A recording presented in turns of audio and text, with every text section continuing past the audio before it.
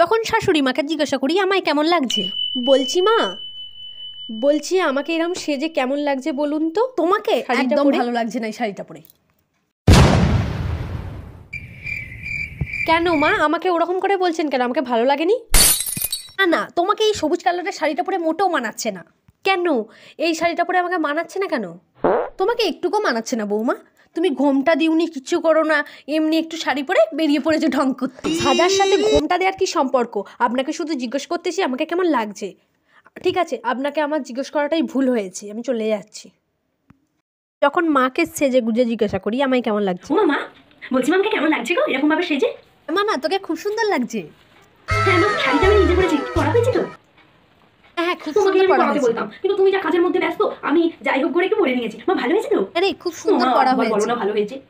ওরে বাবা, ভালো হয়েছে ভালো হয়েছে। ঠিক আছে মা, এবার আমি বন্ধুদের সাথে ঘুরতে চলে যাচ্ছি।